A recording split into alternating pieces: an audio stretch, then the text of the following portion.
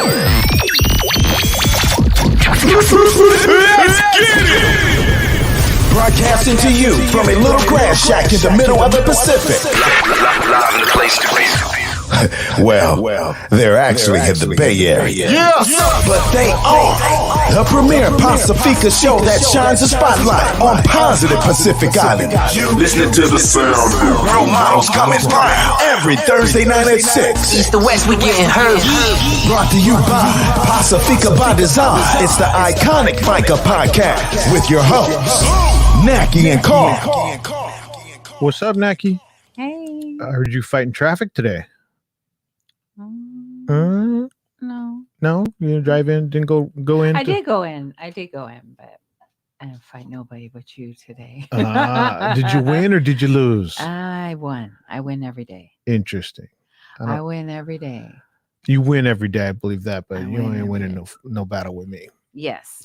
Knock you out. All right. So season 7, episode 16 of the FICA podcast. Today, what are we have a special guest coming in the back half. So definitely stick with us we're going to talk to, I don't even know what to call. He does so many different things that I don't want to label him or put him in a box. But SPULU is going to be with us in the second half. So definitely stick around for that. We have community announcements. We have Pacifica Proud. And we got our check-ins, and that's the show today, starting right now. What's up, Naki? What's up? Busy week as usual, and we'll talk about where we went yesterday. Yesterday in a little bit. Tons and tons of, work is normal, and on Monday, May 15th was Mena's birthday. Yeah. So, always love that. So yes. what did the birthday girl get for dinner? She wanted chicken broccoli. This chicken broccoli, is it a casserole kind of thing that Mo makes? And so we're getting ready. I asked people to come over about 5-ish, 6.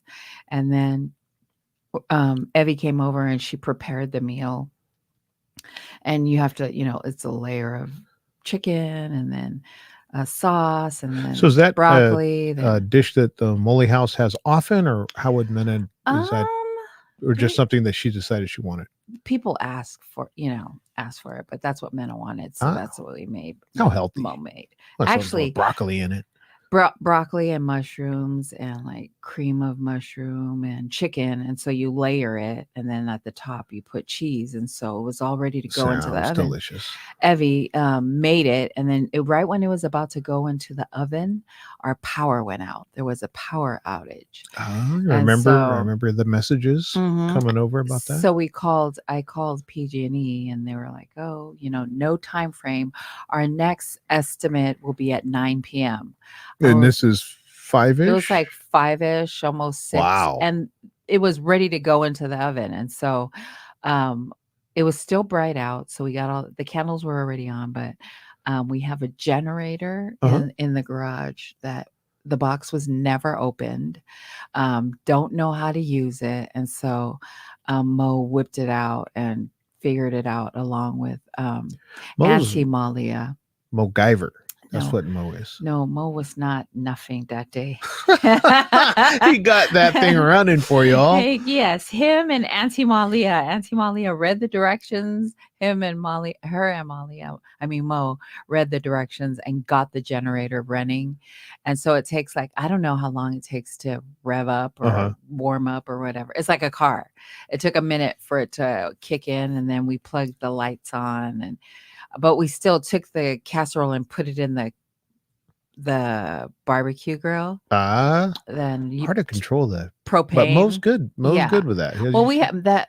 We have the propane, so you can control the heat. Right. So we put it in there, and then there's a Golden Phoenix, which is an Asian Chinese restaurant. So we ordered rice, and then Miley was going to make her a Nutella cake, but no oven. So then we ran to the grocery store and grabbed a cake, and so everything was all good. What kind of cake?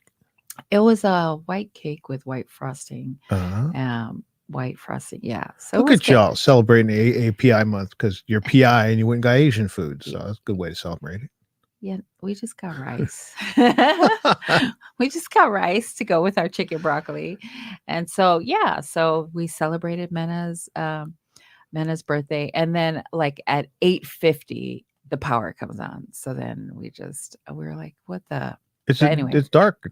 Is it dark at 9 o'clock already? Because I Yeah. know in the summer it's light all the way up to like 9, Yeah, but it's probably dark. it was dark at that time, and the lights came on, and everybody's like, "Oh!" So we celebrated Minna's birthday, and then I had since January, I haven't been able to hear, and I keep going to doctor, and they give me try this antibiotic, and I'd be on it for like 10 days. And then for 2 weeks, I can't hear. Then I'd go back and say, I still can't hear. Then they're like, okay, try a combination of this antibiotic and this nasal spray. Try that for 10 days, wait 2 weeks. I mean, this has been going on since Man. January, right? It's like a recipe, right? You change one ingredient at a time. Right. So I But go you gotta to wait 2 see, weeks. I go to see my oncologist. Like I see her regularly for checkup to make sure, everything's good. And she's like, oh, so everything's good and anything bothering you? And I'm like, yeah, I can't hear. I keep, it's been since January. And she goes, oh, well, I'm going to send you to go see a ear, nose, and throat specialist. And I was like, I was starting to think that the ear, nose, and throat specialist was like Bigfoot. Everybody heard about it, but nobody's seen it because when I asked to go see him, they're like, oh, you have to try this and this. Like they've got to try everything. So is it hearing in both ears, like Both equally bad? ears. Or was Both what ears. could you hear better out of one ear than no, both Yeah, gone. it was both ears. But Wow. so I go to see the ear and nose specialist like 2 weeks ago. And he says, try Flonase and an antibiotic, the same antibiotic the first doctor gave me, just a different combination. And he shoved this thing up my nose, like Just a little bit. like all the way up my nose, like I was gonna cry. And he said I had a nasal infection. And so after he took care of that, like for the longest time, I was like, I have allergies. Like my nose is running. Right. Ever since, so I go back, everything's fine. I can hear. He tested my hearing. My hearing's back to normal, and I'm fine. But ever since I'm all cleared up. No allergy. I've not taken any allergy pills. So the infection up there was So it was a nasal infection. So is it farther up than a COVID test? Wait. Dang. It would pass that street. Back behind your eyeball. He's like, oh, this is gonna hurt just a little bit. I was like, full. So when I went back and he tested my ears and everything is fine, I was like, oh my God, thank you so much. But it was so funny because my hearing is really good. Like, and we have a 2-story. So if somebody's in the kitchen, I can hear you. And so, but these past few months, like Malia, she's like, would talk to me and we're sitting like in the same, like here, and I can't hear her. But if I'm not looking at her, I don't know that she's talking to me. So I was on my phone one time and a text message comes up and I see it and she's like, Mom. And I look and I go, oh, sorry, I didn't hear you. So she said after I got better. I told her that my ears were better. She was laying on my bed and I had my back turned and she whispered, hey, Mom. And I go, what? And she goes, oh my God, you really can hear. And I go, yeah. How long has she been doing that? She said she's like, oh, we've been having conversations behind your back. I mean, just talking. And I was like, wow. She's like, yeah, it's funny because we would talk about you and you wouldn't even turn around. I was like, give me the list of who. You say we, who's we? Good for them. Good for them. Yeah. So my hearing's back, so that's good. But yeah, I took care of all my medical stuff. And then I got a jury duty notice. So I have to check in on Sunday. Yeah. I think see if you have to 5 report, p.m. right? See if I have to report. And I always forget to report. I always forget to call in. So I literally just set an alarm for Sunday at 5 p.m. to call in. I never call in. I always forget. Do you ever get selected or do you get weeded out? Like what happens when you go? Have you had to sit on a jury before? I did sit on a jury long time ago. What was it for? Time ago. It was for a traffic stop. And I thought I wasn't going to get picked because they called me up and then, we sat all day. Jury selection is an all-day process. And then like later on in the afternoon, like the lawyer was there, but that guy wasn't there. So when they call me, they're like, oh, I can't even remember the questions they ask you. And then they're like, do you have any questions? And I'm like, yeah, where's the defendant? And they're like, oh, he had to work today. And I was like, oh, funny, I had to work today too, but I had to come to work. So we took a break. And when we came back, he was sitting next to his lawyer. Yeah. And then I was like, okay, I'm going to go home. They're going to let me go home. I got picked for that. The one with the attitude stand. Right. I was like, next time, just shut up. Just shut up next time. So, yeah. Uh-huh. So, yeah, I have to, somebody remind me on Sunday to call in for jury duty. Next week, we're going to have a bench warrant out for Naki's arrest because she just blew off jury duty. Yeah, I've blown off jury duty. That's why I've got to set a reminder. But even if I don't go, I'm assuming that I got released. You know what I mean? So because they keep sending me a jury duty notice because they don't year. keep sending you bench warrants. They keep sending you summons. Yeah, I get summons every. But yeah. So anyway, yeah, that was me. How about you? Is that real quick on the jury duty thing? Is it a different county? Since you moved, are you in a different county? No, I'm in the same county. Oh, okay. In the same county, but I either have to go to Vallejo, which this time is Vallejo. I either have to go to Vallejo or Fairfield. And one time I had to check in Fairfield. This time I have to check in Vallejo. Uh-huh. So, you might be driving around. Yeah. No. Get some murder trial or something. No. Because then I won't get paid. Because after a certain amount of, if you are on a jury, you're serving jury. After a certain amount of weeks. Well, it depends on. No, as long as you're on jury duty, it's just some employers have different pay for missed shifts. But as long as you're sitting on a jury, you should be getting whatever they're paying juries. Really? Yeah. Because they're my coworkers on jury duty, but they were talking about someone that was on like some crazy case for like 12 months.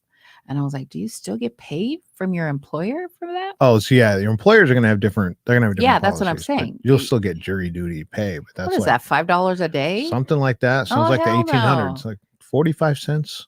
No, see, that's what I don't want. Yeah, that depends on your employer. Yeah, I think my employer pays, I don't know how many, maybe a week or two, but months, no. I'd make up something. Ooh, what would you do if you were sequestered? What is sequestered? No phones, no nothing. Is sequestered? Sequestered means like in the OJ trial, right? Oh, you can't have the jurors out there going home watching TV and seeing all the news. So they get sequestered. They get locked up in a hotel with no phone, no TV, no TV, nothing. No phone, no nothing. Oh, you'd go nuts. Yeah, I'd have to fake a fainting spell or something.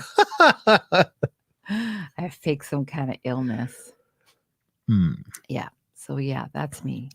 That's me. How about you? Let's see. So this week, actually today, Nainoa and I went to our bank and he purchased the car that I had previously. I get a company car and at 50,000 miles, you're supposed to turn it in, get a different car.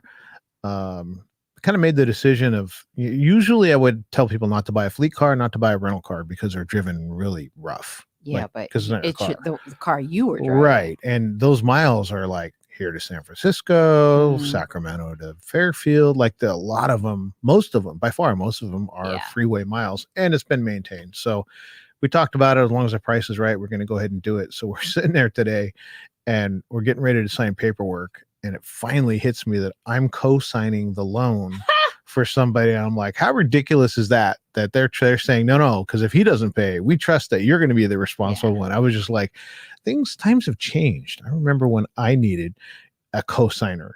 Did you ever have to have somebody co-sign a loan? Because man, my first car loan, I had to get a co-signer. And that's the responsible person. And now we're at that stage in our life where apparently we're the responsible people. And that's funny. So that's first somewhat new. I mean, it's a 2020 car. It's a good car though. It's a nice car. It's nicer than the fleet car that I got replaced with. Is like my son's got a nicer car than me now, which I'm happy for, right? Your kid should surpass you, but I didn't think it happened when he was 24.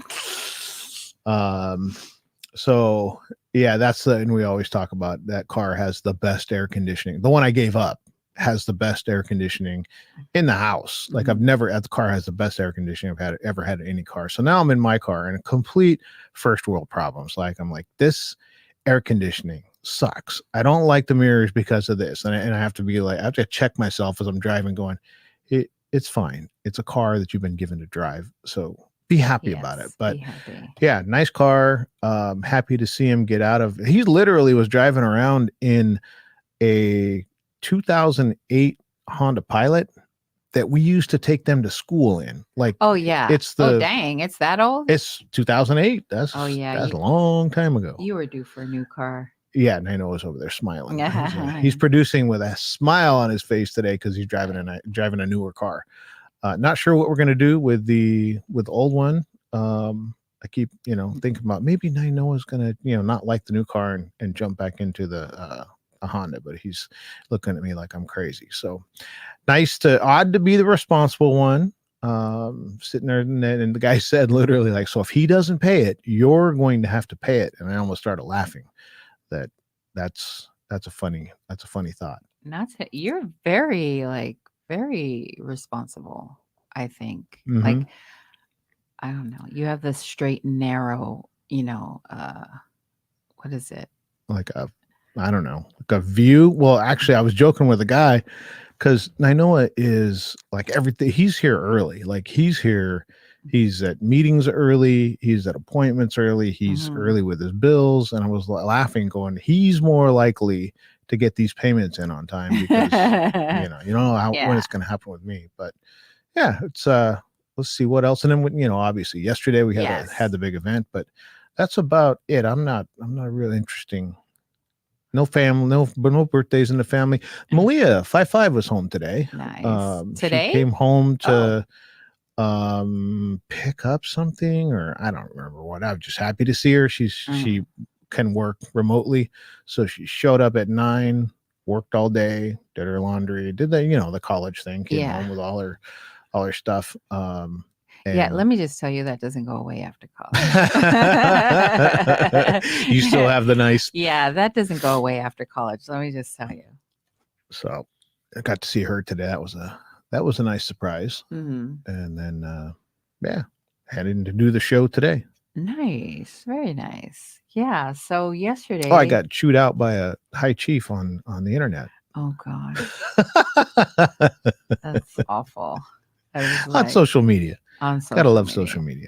Anyway, we'll move on. Yesterday was SWE had an event.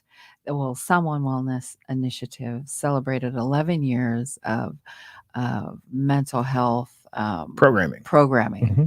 And so they had a lot of programming, and they created a documentary where they asked participants and facilitators to make a video, a minute or so, and send it to them, and they made a documentary, which was really, really nice. Testimonials, right? So there were different people who were participated in the program in different ways, right? They had facilitators, they had people that created the program, and participants, and I think it was Trish Pelafotti who put it together. Like that was amazing. She did a damn good job. That was like, sometimes you sit through community events and you're kind of like, the people, right? So you're interested because the people. It's not necessarily the format or the production. Right. That was like a legitimate documentary of the history of SWE. It was awesome. Yeah. I was entertained. I was, engaged, obviously, because it's nice seeing people up there on the picture that doing things that they love. Yeah. But with the production level, I was blown away. Yeah, it was such a great event, and we'll get into like Tone, who is a clinician. Yvette is the program manager. She manages quite a few programs, and Cafe Wellness is one of her favorites, just because it helped her personally in her life. And so Cafe Wellness is one of my favorites too, because that's where we got to bond with, Neo and Leah, and like you said, we all went to Samoa together, and we did the Pride Parade. And so I loved that time. I had my best laugh, which at Cafe Wellness, which I'm not going to go into it because that person is no longer with us, but he's really, really funny. But it was such a good program. The documentary, which I asked Yvette if we can see it soon somewhere, and she said they'll have details and let everybody know, but it was really well put together. It was a great documentary. And then it was at the Southeast Community Center in San Francisco, which is on 1550 Evans Street. Evans and Third. And it is a really nice community center. I have never been there. We were talking about that. I was talking about that with Yvette and probably somebody else there, but I was like, this was one of those buildings that got built as, we've talked about, they're moving up Third Street. Right. And it was one of those buildings that just it's amazing. It looks great from the outside, but I always was like, but when am I ever going to be in that building? Yeah. And even when we were driving there, we knew the address was on Evans. Yeah. But I don't know, I considered that Third Street, right? Yeah. So when we got there and we crossed over Third, I was like, it's that building. Mm-hmm. It's the really cool looking building. They've been having events there. We'll drive by and see people having events, or like a flea market on the outside. So it really looks really nice. And that it looks like they really get use out of that. And they named the rooms that we were in. So the room that we were in, the meeting room that we were in, was called Bayview, right? And then the room that the food was being served in was it Double Rock? Double Rock. Yeah, it was Double Rock. So the names of the rooms are areas or neighborhoods in the community. Yes. So you're in the Bayview room, you're in the Double Rock room, you're in, you know what I mean? So I thought that was really cool. I didn't really notice it until we were there an hour, and I was like, it's just Double Rock. Why does it say? And then we walked in the big room that says Bayview. Yeah. But you know what I really love about SCDC is the programs that you see are generational, right? So when we went to PIYA's graduation early on, before now they can't fit, they got to go to Woodrow, or what is it? Not Woodrow Wilson. Philip Burton. They have to go there because they outgrew it. But before it was that the Christmas program and everything was at SCDC, and you would see the people, the adults or the young adults that are like, hey, you need to sit down and go over here, they're graduates of the program. Right. And to see Yvette and Tone and remember them in the group, in the program, right? We sat on the couch with, and to see them now running the program. Yeah. That's one of the things I really love about those community programs, is you see the generations of, people who've gone on and then come back. Yeah, they come back. It was a great program. The food, though, oh my God, the food was so good. I can't even remember. Don't want to hear it.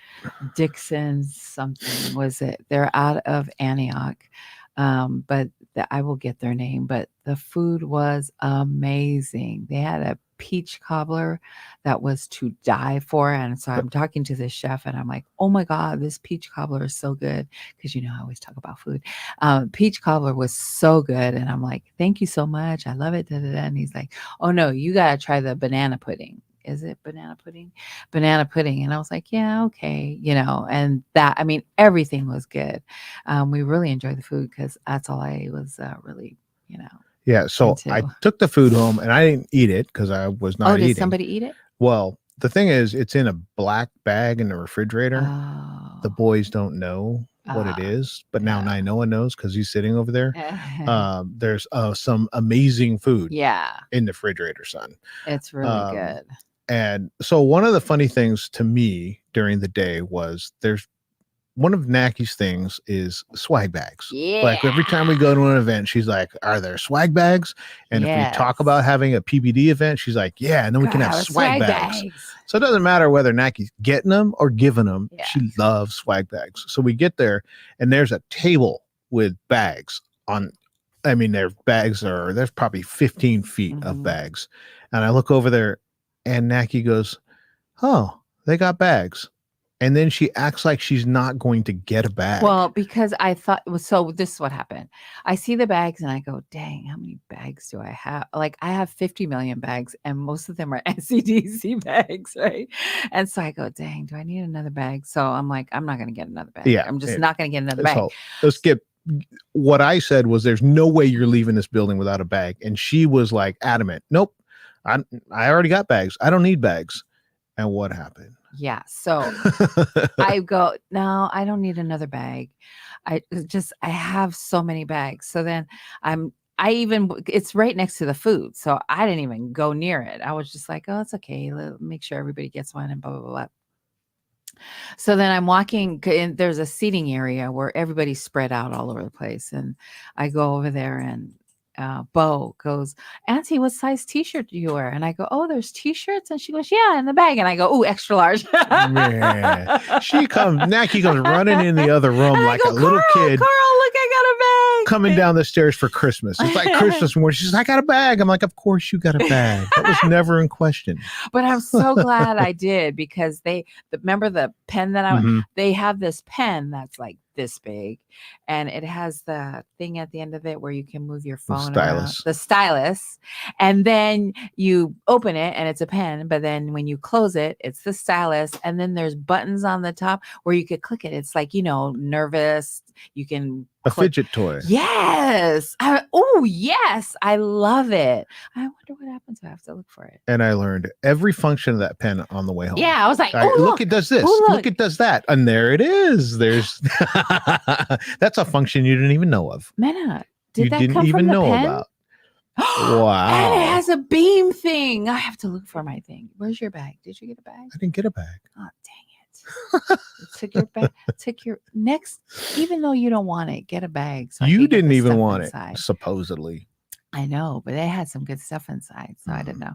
And this all started from early on. Carl would send me pictures. Before the pandemic, Carl used to travel all the time. And actually, this was at one of our company meetings, and there's these really cool things on stage that say Big Lots. And I was like, wow, look at those lights. That's pretty cool.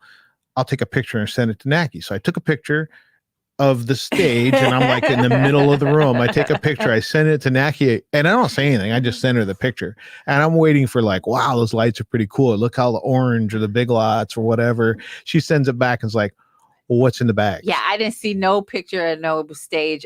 Carl took a picture from his table, but on his table there was these gift bags. All the tables had bags. All the on tables them. had gift bags. I'm so numb to it. She said, what's in the bags? I literally looked on the stage and was like, what bags? Yeah. And then I realized there's 8 bags at every table because there's 8 people sitting there. And I'm like, I haven't looked in these bags in a year. He goes, I don't take the bags. I go, oh, hell no. You bring me a bag. You bring me a bag. And so ever since then, when you go to your company meetings, and if they have bags, he'll bring me the bag. I literally got a bag off a table, and I've been there 20 years, right? People know me. I get a bag and people are like, what? You never take a bag. Why are you taking a bag? I'll get in trouble if I don't. Yeah. So thank you, Big Lots, for all my stuff. I still have I had this cute little, I don't know what it is, a rectangle thing that it's a spray to clean your phone, the screen on your phone.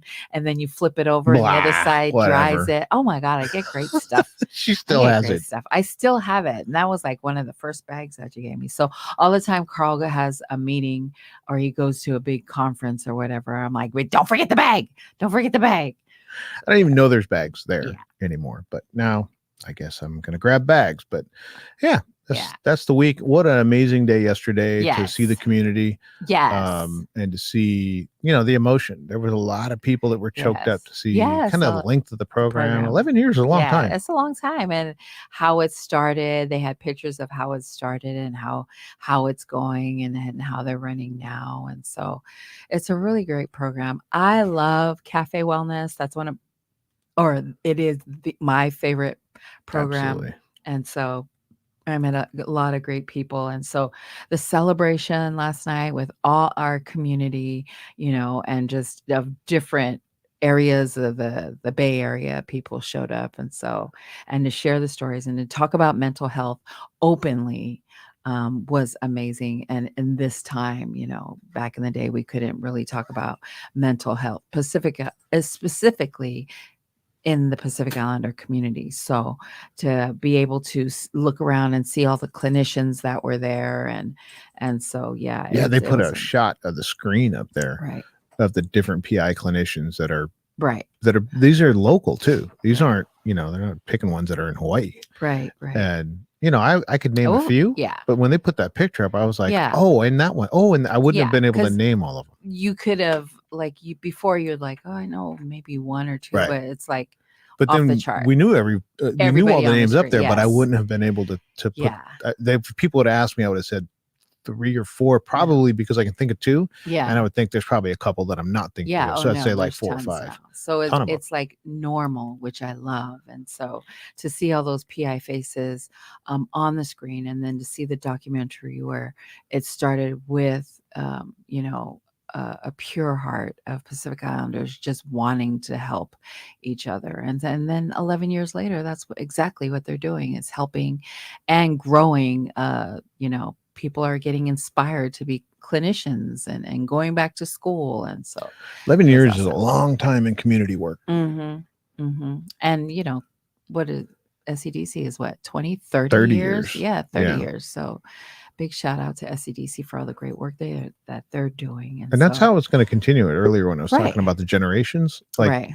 one generation eventually is going to outgrow that, and Right. we're going to need other, people moving forward. So when you see Tone and Vet and Tino and all the, Yes. The younger generation stepping into those roles, Patsy's a clinician. She's a PhD candidate. PhD Unbelievable. candidate. Unbelievable. I mean, believable. Yeah. But Dr. Tai Fatlava, Manu, so it's Musao. Yeah, Manamalo. Musao. Yes. And so tons and tons of clinicians now, tons and tons of our people in the community doing great work. So yeah, it really is a great time to be a Pacific Islander. And I love that that's happening. So yeah. Love that that's out there. You want to do our community announcements? Sure. And then we can get to our interview. So I think I'm going first. Pitt Shine Day, Pacific Islands Together Shine Day is happening May 20th. That is days away. Mm-hmm. You will find PBD there. We'll be there at the event with Neo at Jefferson High School from 10 a.m. to 4 p.m. Pacific time. It's a free family event with dancing, music, performances, and food vendors. Good food vendors, Naki. Yes. If you're interested in being a vendor, reach out to pitvendor@gmail.com. Yeah. And the Peninsula Conflict Resolution Center, PCRC, is proud to present the 10th annual Pacific Islander Violence Prevention Conference from June 7th to June 9th, centered around the theme Building a Legacy of Healing. This conference will explore meaningful approaches to healing and aim to improve peace today and tomorrow. For those interested in tabling or marketing opportunities, contact our Brit Afu at bafu@pcrcweb.org. And I will be a panelist on June 8th. So this is one of those events that Naki and I have been to. They have such a wide variety of speakers, and it's mental health, but it is put together in a way that's interesting. It's informing, it's educating. This is one of those programs that if you can make June 7th to June 9th, so 7th, 8th, and 9th. But you'll see me June 8th. So June 8th is when PBD is going to be there. But that is one of those, it's kind of centrally located. I mean, this is one of those that the community should really look at. And if you're going to pick one out to support, that PCRC June 7th, 8th, and 9th is one that you should consider. Yes. Pacifica Boss Up is a summer enrichment entrepreneurship program that aims to support, empower, and foster the future generations of Native Hawaiian Pacific Islander entrepreneurs in San Mateo County. The program will introduce participants to the basic steps and skills needed to launch and maintain their own business. Learners will participate in project-based hands-on learning and meet Pacifica business professionals. Pacifica Boss Up is open to Native Hawaiian Pacific Islander youth in 7th through 12th grade who live, work, go to school in San Mateo. The date for the program is June 26th to July 28th. So 26th, 27th, 28th, Monday through Thursday from 10 a.m. to 2 p.m. at Le Maota. Register by clicking the link in Samoan Solutions IG page. Awesome. Awesome. Essence of Mana's parenting class starts back up June 1st at 6 p.m. and it's via Zoom. This is a free 12-week course that is designed to support adult family members by developing communication skills and tips leading to more nurturing family relationships. For registration, contact Nani Wilson at N Wilson at aars.org or Lulu Masina at lmasina at healthright360.org. Been told by our producers that SPULU is here. Yay! So we are going to finish out our community announcements and get to our important person of the day. All My Usos, Amu's Family Day is happening August 19th, 11 a.m. to 5 p.m. at Gilman Park in San Francisco. It's a free family event, free resources, haircuts, entertainment, STEM activities, jumpers, food, school supplies, and so much more.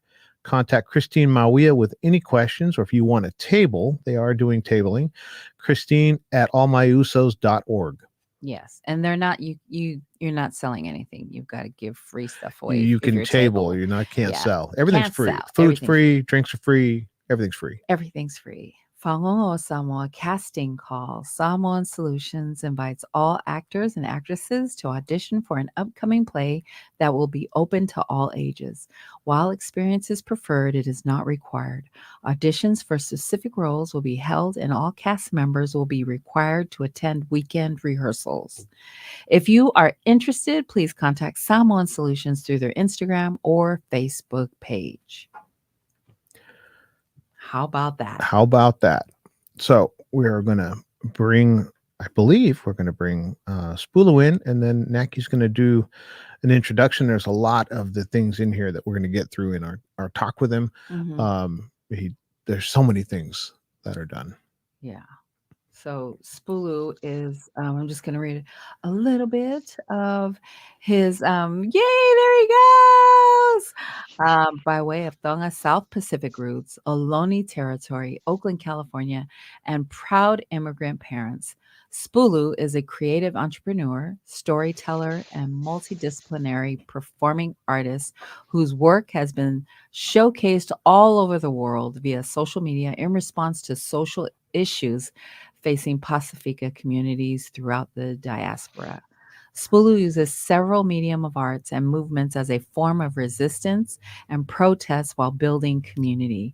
SPULU is just crazy, amazing at art. And just real quick, I was walking down the street of Oakland and they have this, and he'll talk about it too. They have the street. In the street, I'm just minding my own business, walking down the street, and there's art on this wall, photography. And I almost started crying because I was like, oh, look, there's Pacific Islanders. And I'm telling my husband, look, oh, wow. I see Jean. And I was like, oh my God, Jean's on the wall. And then SPULU in like big, bright smile, like beautiful in color. And I almost started crying because I was like, look at us we're in the streets, but I mean, on a building, mm-hmm. right? On a building. So look at us.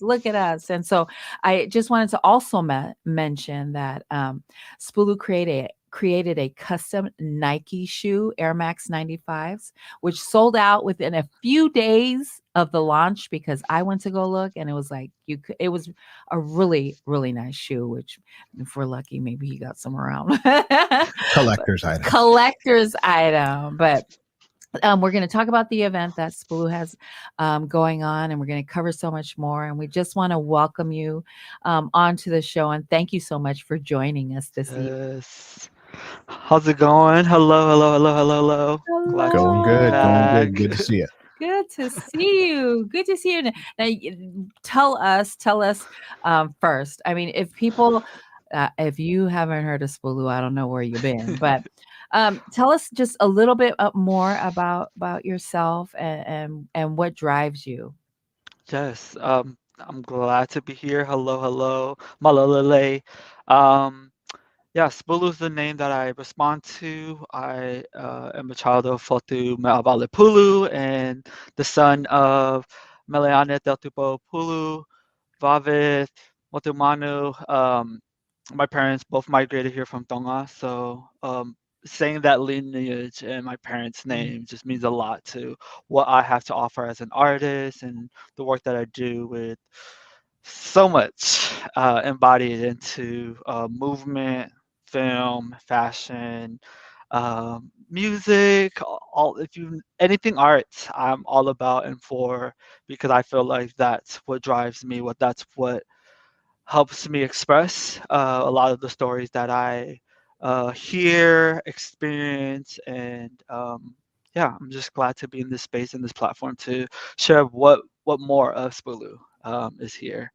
I love it. And so why art? Like what inspired or who inspired you to begin your life in art? I think art is a form of text that Pacifica Tongan um, folks have utilized to celebrate weddings, funerals, birthdays. So the ways I've seen art was through the lens of my mother and the women in church when they're decorating for a big event. The decor to the centerpieces to the placement of each of the food items on like the table. I begin to realize now as I get older that those were just the first stepping stone of just really seeing what was modeled as art. A lot of the women at church were sewing a lot of their dresses every Sunday, even for specific events. Everyone was always creating some kind of matching attire. I can't like I think it's a 90s thing for families to like have all matching like Mhm. pulitasi and pulitajas that we would show up at reunions, events. So that was just not my that was my first exposure, but I think I that wasn't what really drove me into the arts. It was just already woven into who I was as a son of parents who really were creative in ways that modeled what my siblings and I really see how things can be really resourceful when you come from Oakland and the Yeah. dynamics that a lot of folks have been through. Is just creativity is always an outlet for folks to really reimagine struggle and Yes. celebration. Yes, I love it. I love it. And you received your bachelor's of arts in dance with a focus in race and resistance studies from San Francisco State University. Um, Congratulations, and Thank you you. know, and why that resistance? What like that word really sticks out. Why that race and resistance studies? Um, My time as a student, I spent most of my time organizing than actually learning. I think I've learned through mobilizing and organizing with other students, having um, learned about the ethnic studies school at San Mhm. Francisco State and the student movement back in the 60s in response to the civil rights movement. So many movements back in the 60s and the 50s. I think being a part of the legacy when I came in is when budget cuts were now becoming a focus. Mhm. Dance was just my sole purpose of going to San Francisco State is just really just getting a degree and just bouncing out. Yeah. But the classes were not for me. Ballet, jazz, modern was great tools and techniques, but it really didn't focus on my Pacifica side of arts and Um, movement. It didn't focus on my Tongan experience. And dance was originally just my expression and outlet. But to learn the tool, the race and resistance studies really were the component where I took intro to hip hop, um, took other ethnic courses within the race and resistance program, even though it was a smaller department. I've seen it grow to where it's at, where there's degrees at City College of San Francisco. There's certificates at City College of San Francisco. San Francisco State has offered a lot of programs because of the student movement. So Mhm. that's where the dance and race and resistance focus came in. I love it. I love it. So one of the things that PBD used to do early on was we were scared we weren't going to be able to get people to interview, right? So we would always ask a question like, who would you put in that seat to answer these questions? And I think maybe the second or third person we ever interviewed was Neil Vea. And this was 2017, maybe 2018, probably 2017. And he said your name. And so you've made an impact on, Mhm. people in the community. Did you think when you started to get into uh, creative expression that you would end up with as big of a reach as you currently have, or were you just kind of working on your craft and doing what you love, and these are all byproducts of that? Um, wow, that's a loaded, loaded question. I think. Thank you, Neil, for like even acknowledging the work that I do and how it aligns with what he does and the organization he's a part of. Mm. I'm always paying homage to Utopia SF, Yes. the original Utopia, because Yes. they the legacy really gave me an opportunity to find family, this sense of belonging and Mm. community. Neil and the folks that paved that way really allowed me to come out in a healthier way, to have healthier conversations about my queerness. Um, so I think being in a space now to have conversations about utilizing platforms and really having genuine, healthy conversations that are productive to move things along. I'm all for these kind of spaces. So I'm always honored for the shout outs, the recognition. Yes. It's not easy. So I'm grateful. Yeah. I love that. I know we say this, but I know that you don't know this, but you're inspiring like hundreds and thousands of people with your dance and your art and your modeling and your clothing. And like you really have saved lives, right? But Mm, you'll never know the lives that you save because of what you're doing and how you're inspiring people. And Carl always says you're always on stage, whether you know it or not, somebody's watching you. Did you think, oh, and it's like your last question, did you think this was going to happen, or you're just are you looking to continue to like I'm trying to word it, do you think that um this motivates you, or it maybe people have reached out to you, but did you ever think you would be in this space? And I know that people like Neo is not the first person that the last person who said your name. He was the mm, first person, because then every other person would say your name as an inspiration. And of course your work speaks for itself. Did you think you would ever be here now doing what you're doing? And I've heard your stories of growing up and the struggles that you've gone through, and when you're in the midst of being, like, oh gosh, is it going to get better? Did you ever think you would be here, living like your best life? You're practically a newlywed, you got married a couple of years ago. Congratulations. You know what I mean? Like you're happily married, your career is going awesome, you know what I mean? And you're at these events pushing and fighting for our community. Did you ever think like this, what motivated you to keep going? um, yeah, no, I honestly did not think I was going to be in many spaces, San Francisco State at a higher ed level. I didn't think I was going to graduate high school.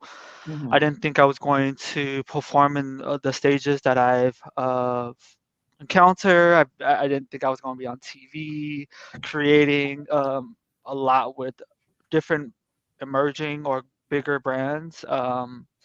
because a lot of, I think, going back to my identity and that yearn to, that cry to come out and be myself, it came with a lot of challenges, and I Yes. think there was the resilience in me as a mover. If I were to really reflect on the last 10 years and coming into platforms like this, it would take a lot because I was still harboring and holding on to a lot. Yeah. And what that does is create pain and anger and rage. Mm. And I think the arts really helped me survive in ways that I couldn't even speak or share and articulate. Now, if you were to ask me to give a speech, so like I'm still practicing my public skills, um, speaking skills.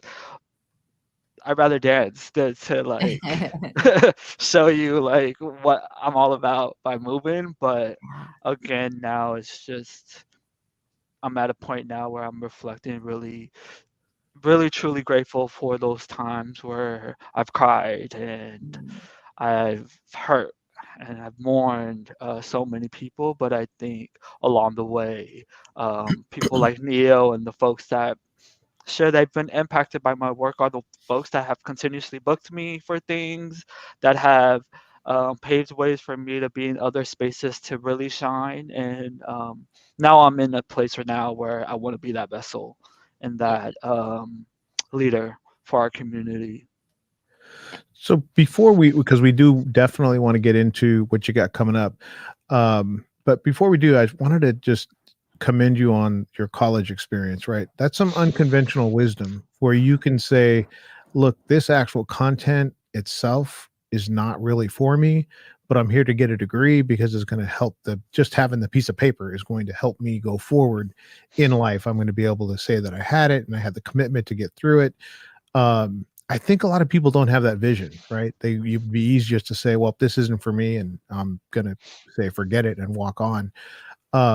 Having that kind of unconventional wisdom and being able to see kind of the bigger picture, is that something that you feel like you've been blessed with your whole life? And you may not see that way. I see it that way because the way that you spoke about it was like, yeah, the type of dance wasn't really my way. The expression really wasn't for me, but I felt like I needed to complete that and then move on. Do you feel like you've had that kind of big picture vision your whole life?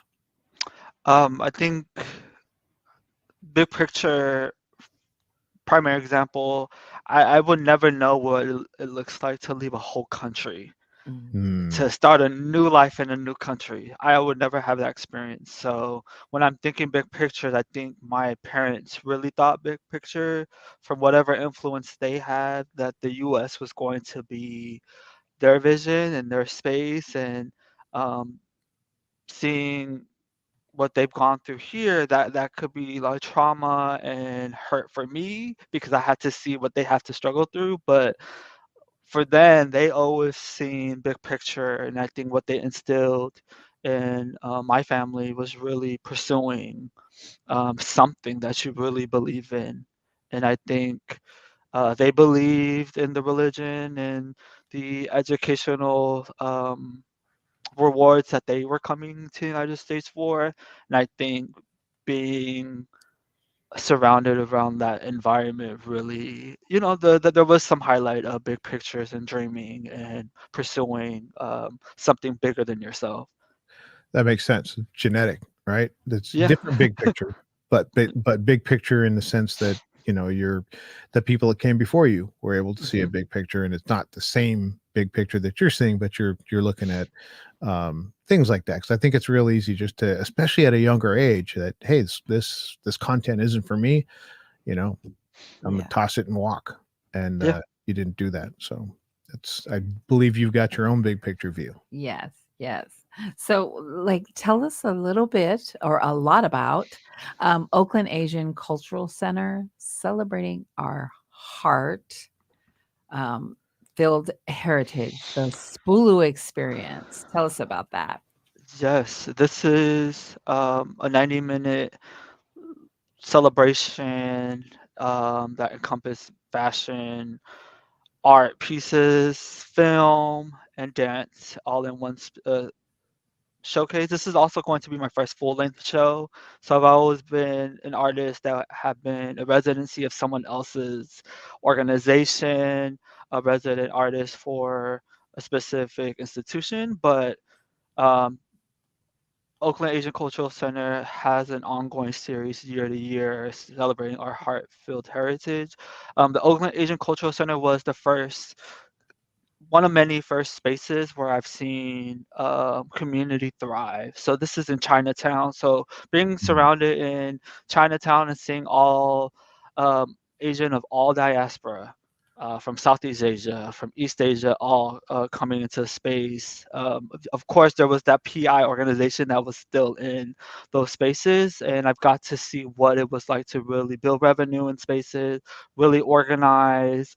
Um, Create a lot of spaces within OACC or Oakland Asian Cultural Center. So they reached out and asked that if I have something to share and say.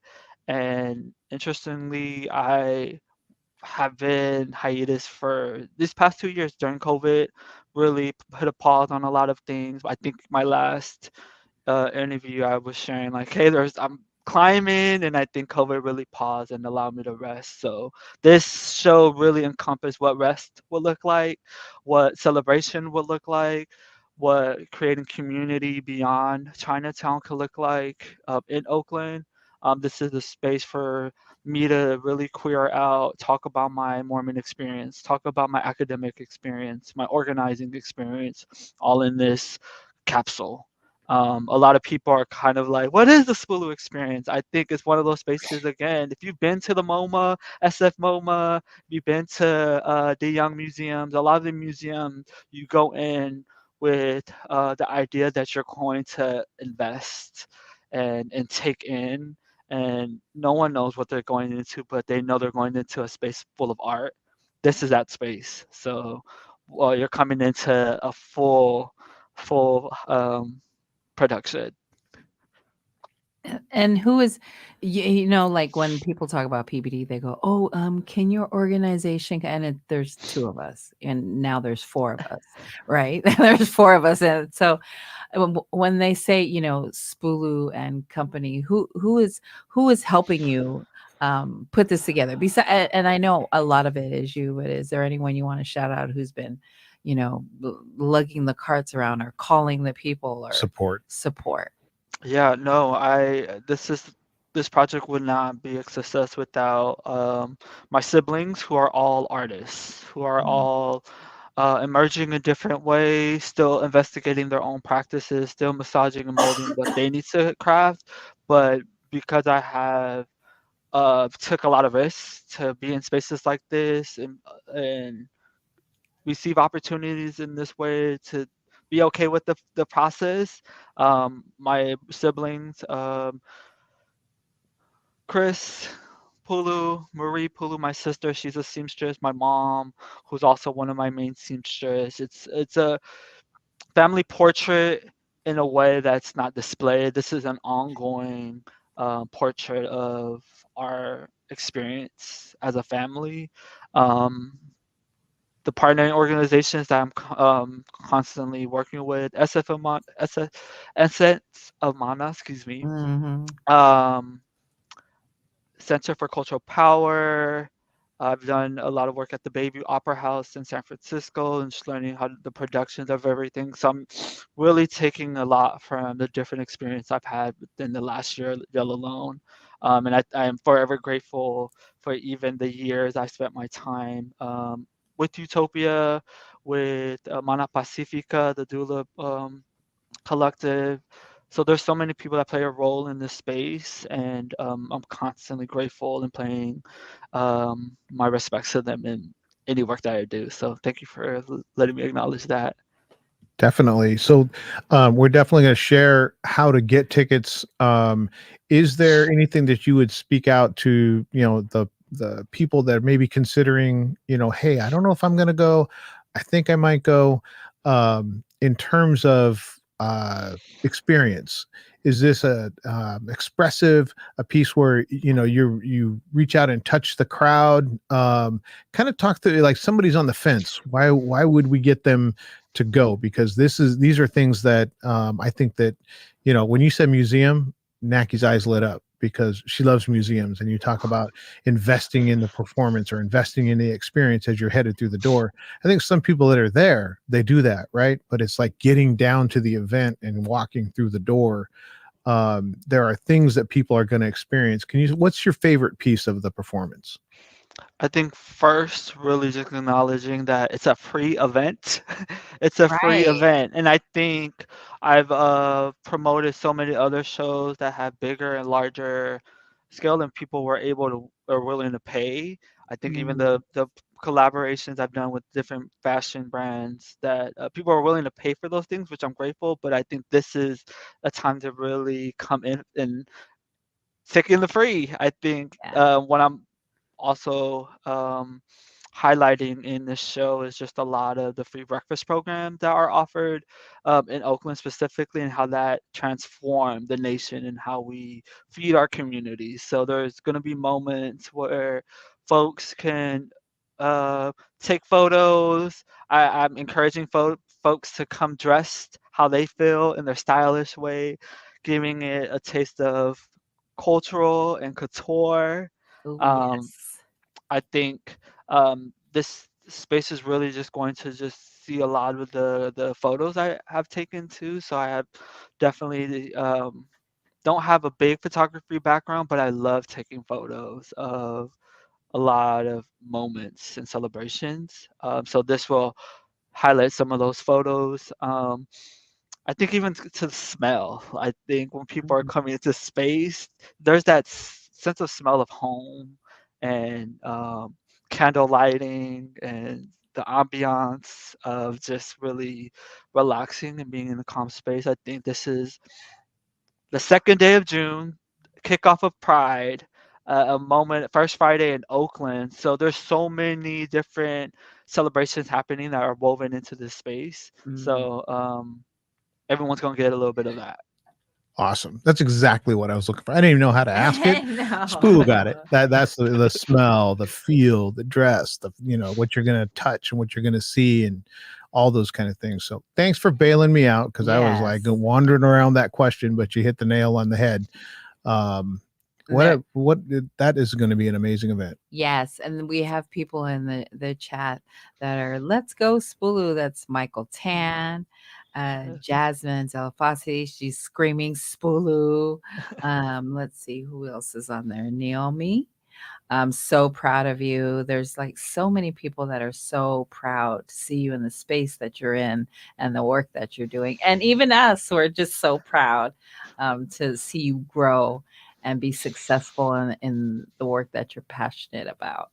And we're so grateful for having you in this space. I'm about to go. So appropriate, actually. We hadn't seen Neo in quite a while. We saw him yesterday. We saw him yesterday evening. And I was thinking of that. When we were sitting there together. I was kind of putting it together because, when you haven't seen somebody for a while, you start to reminisce when you get around them about, when are we going to get together next? And then I was just thinking about the interview that we had done with him at the very beginning of PBD, and in a heartbeat, like he knew the question too, because he had seen our interview with, I think, Nani Wilson, and he knew the question was coming, and he was ready. He shouted your name out. I think this is your second time with us. Mhm. Hopefully there's many more. Don't forget us as you Yes. ascend your I heights. know. We'll be like, we knew him when. Right. But my first memory was we went to a someone community development center. They had an event many years ago, and we were there, and we all sat together. But Spulu had walked in, and he had this fly ass pink. Uh-huh. It was like a pink suit, and when you walked in, I was like, okay, I want to know him. I want to know him. And you dance, you perform that night, and that was the Yeah. first time that I seen you perform, and I was so moved and so touched at your movements, and you could just see your soul just you're all in. And so it's an honor to see you perform, and so I was so grateful to be there. And we're hoping that people will get it's a free event, and you have to go. You have to go If you see haven't SPULU. experienced the energy of SPULU, Yes, normally you got to pay for it. This one's free. yes. Catch the free one. We're going to let you get back to your evening, but we're so grateful for the time that you spent with us. Is there Thank you. any last words you have before we let you go? And if we can make him bigger.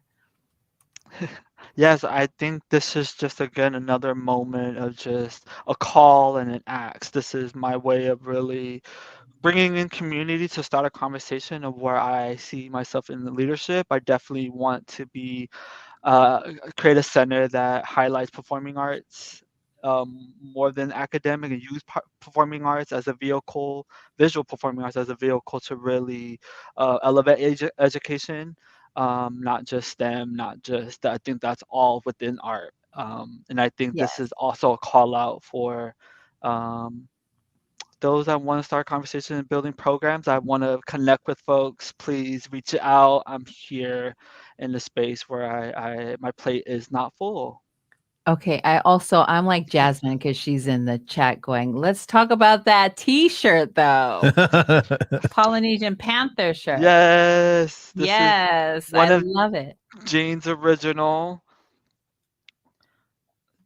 Yes, yes. Who also took the Love, photo in Oakland. love, love, love. I Yes. love that t-shirt. Mena has one, and I've been trying to steal it from her. But I love that She's t-shirt. wise to that. I love that t-shirt. But thank you so much, SPULU, for your Thank time you. this evening. Thank you, We SPULU. love you so much, and then you're always welcome back here. And Thank you. say hey to the honey for me. I will. Thank you. I appreciate it. God bless you. Bless All you. right. Take care. Love you. He's so awesome. You know, when SPULU enters the room, you could feel the energy. Yes. You know what I mean? At SCDC, you're right. When he walked in, Yeah. they were literally, like, because it wasn't going, like it Yes. wasn't, the event wasn't like in full swing, yet. but people were just talking it up. When he walked in, like the hush went Yeah. across, like people went, whoa, who's that? What's going on over there? Yeah. So he's got an energy, a vibe about him that Yes. unless you've been around him, it's hard to explain. Yes. So thank you, SPULU, for joining us. And please go check out his event. It's going to be a great evening on June 2nd, the SPULU Experience, Oakland Asian Cultural Center, celebrating our heart-filled heritage. June 2nd, 7:30 p.m. It's a free event, and we will post the link after the show, or in the chat, we'll post the link. So please go check it out. It's going to be a great evening. And then we have our Pacifica We got a Proud. Pacifica Proud. This is a segment where Naki and I pick out a person.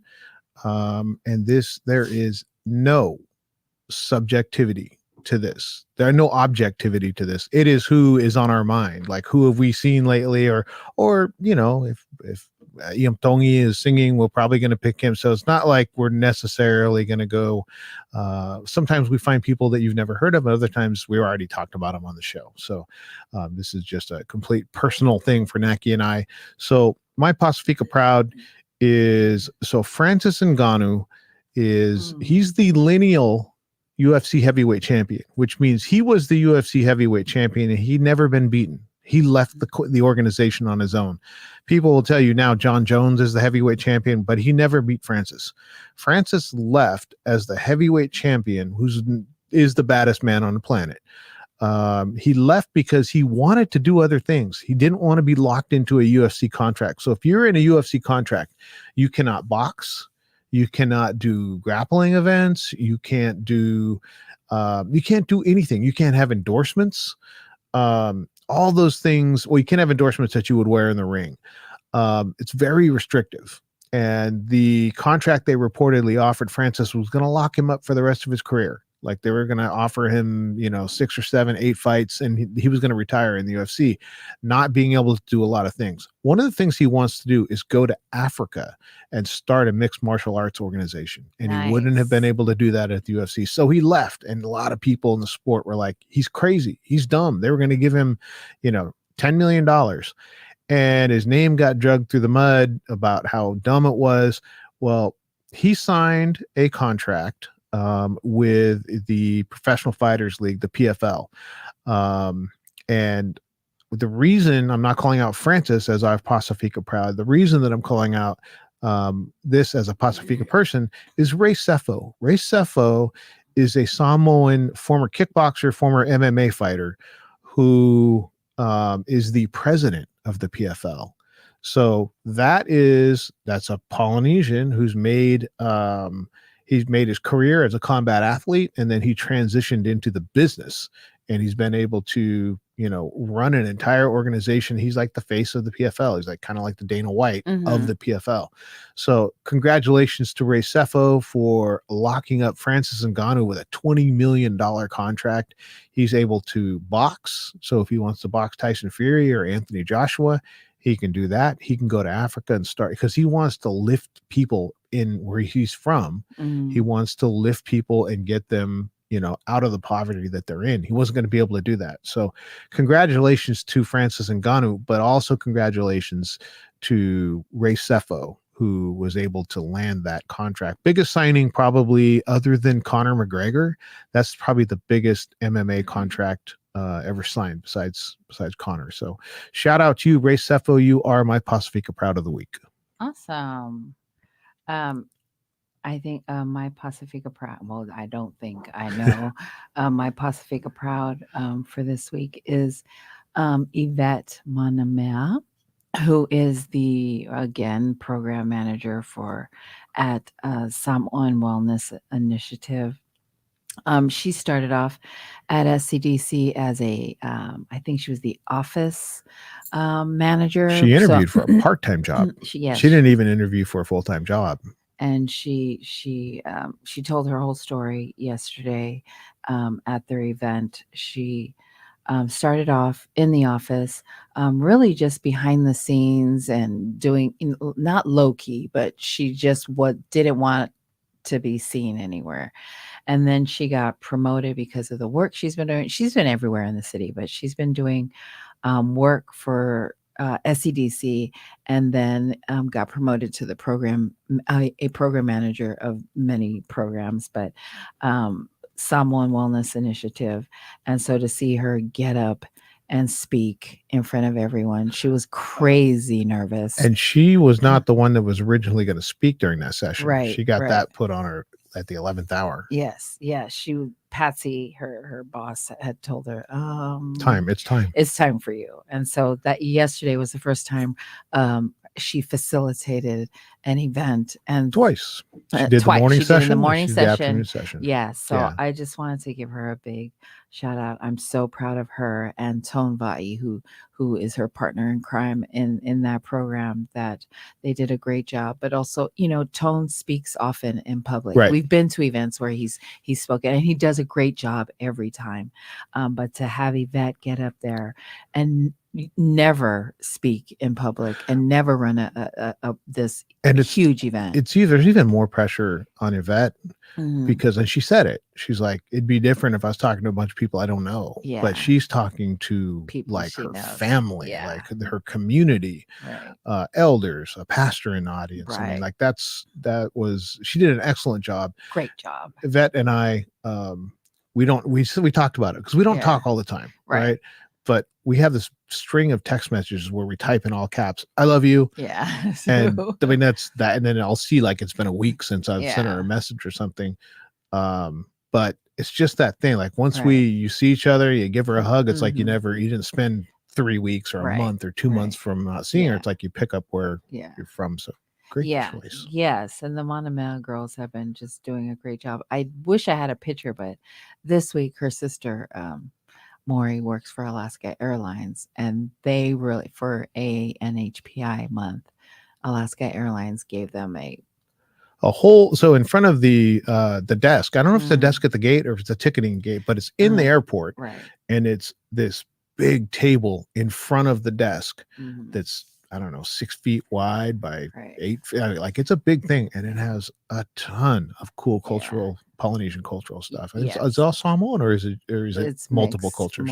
It's Pacifica, Chiapos and Falas and Ababos, and so Micronesian, Melanesian, Polynesian flags, and so it's really beautiful. But the Monamea girls did a really good, because you have to get to Alaska, Right. and get permission, get authorization. But yeah, that was awesome. So on top of that, but Yvette is I'm really proud of Yvette and the work that she's doing there. And she's come a long, long way. And to see her up there speaking in public, it was freaking badass. So there you A go. bit emotional when I was seeing her and do a great job. Right. But then she was right. getting emotional about the moment, and I was Mhm. like I was right there with her. Yes.